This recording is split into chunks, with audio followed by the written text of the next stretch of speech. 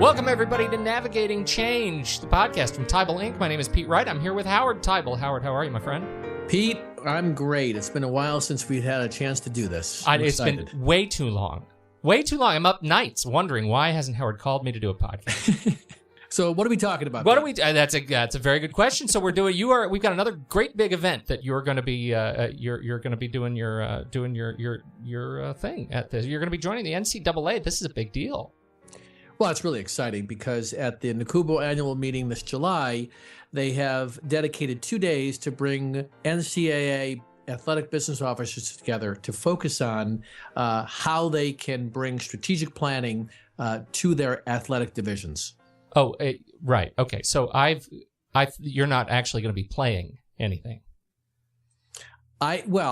Because I've seen you play basketball, and I was wondering.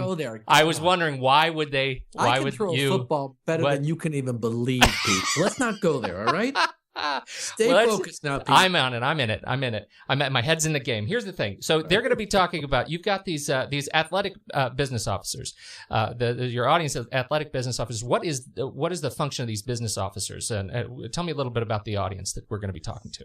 Well, it's really the group of individuals who are responsible for ensuring that the athletic divisions of their institutions are healthy, moving in the right direction, consistent with the mission of the institution, and moving sort of as a group forward. The concept here is really something that Kathleen McNeely is bringing to the NACUBO annual meeting, which is these business officers have so much opportunity to bring even a higher level of strategy to their divisions, which will only help focus the people in those divisions to make sure that they're all moving in the same direction, and to also look at tying this back to the institutional goals. So we're going to do a deep dive into strategic planning and what are the core elements associated with that. And the three in particular are relationship management, communication, and leadership. All three of those things were expressed by previous attendees of another athletic business officer conference that they really wanted to learn more about.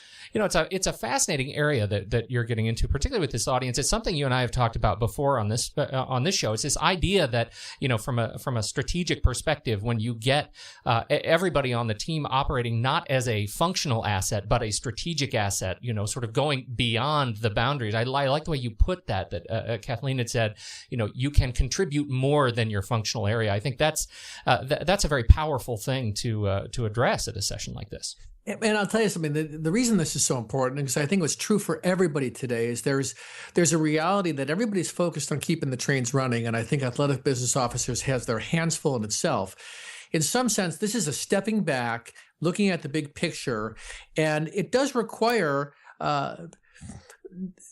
not being so immersed in the details, but finding a way to, in a sense, lead and guide your area forward.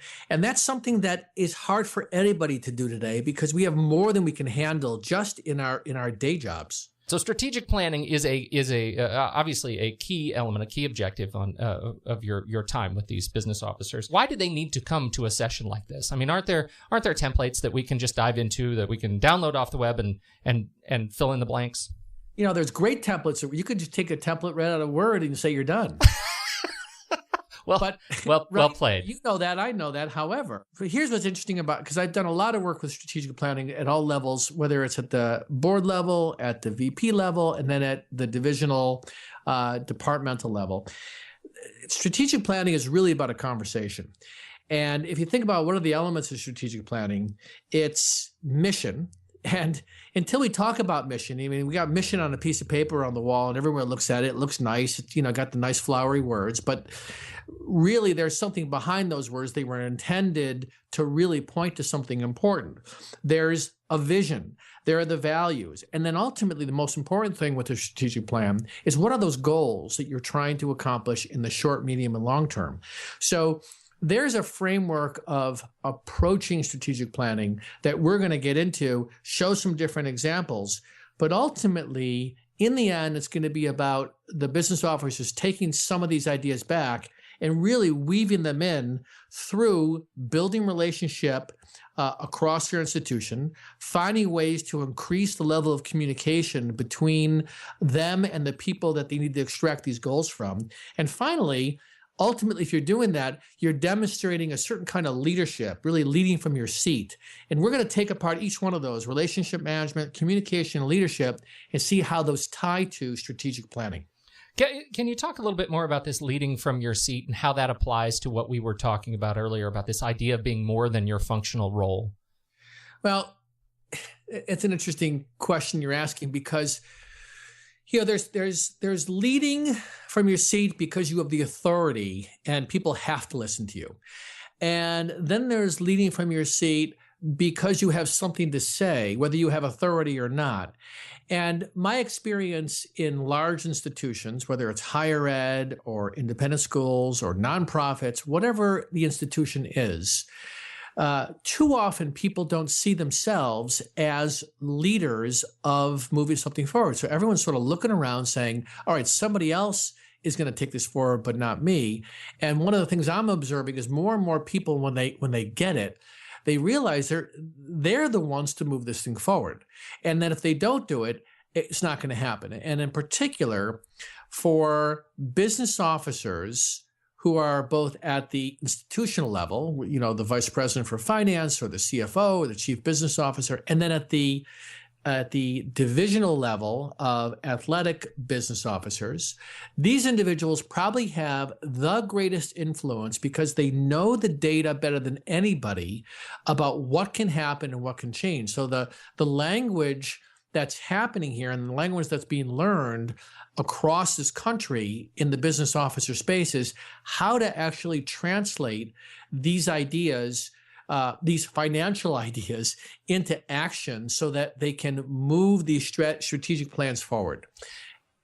What is so, as I'm reflecting on what you're saying here, what I think is so fascinating is that this idea that it's these financial officers who often have some of the most unique perspectives on non-financial areas, strategic areas, operational areas, because of their awareness of the data.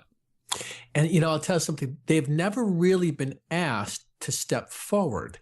And I think that what's happening here is since the economic crisis, more and more people in those areas are discovering and being asked by their vice presidents and from the president themselves, we need you to play a essential role in not just getting us the data, but helping us figure out how to lead us through this. And that in many cases is a new discipline for many people that for the most part have really done a fantastic job of keeping the financials in order. But ultimately, that's just one small piece of this.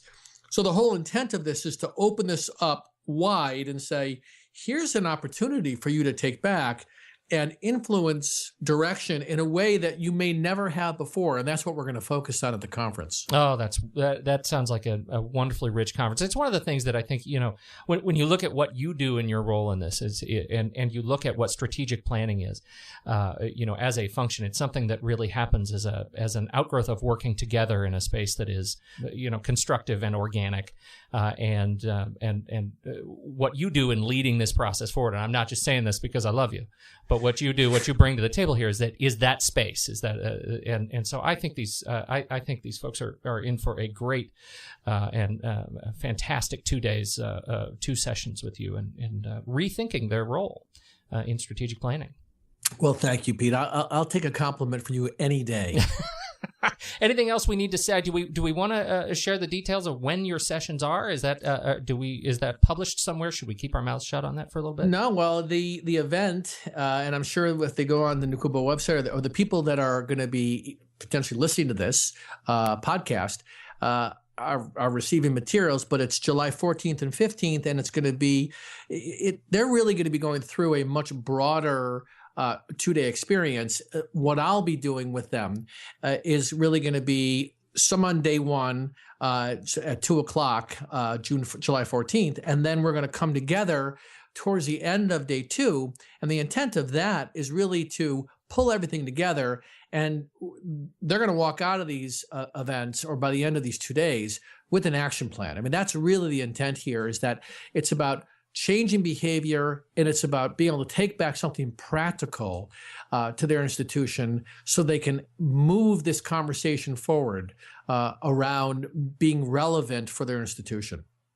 Relevant for their institution. That is a fantastic way to wrap up. Howard, thank you so much for sitting down and chatting with me, and for helping get all these NCAA business officers acquainted with you.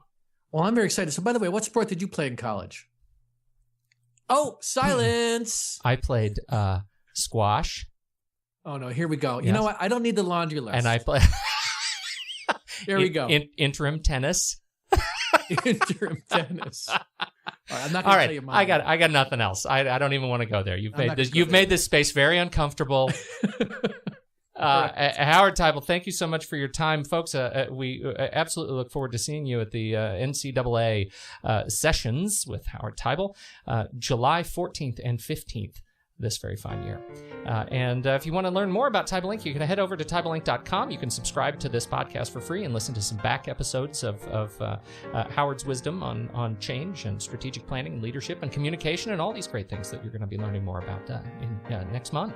Until then, thanks so much for joining us, and we'll catch you next time on Navigating Change, the podcast from Teibel Inc.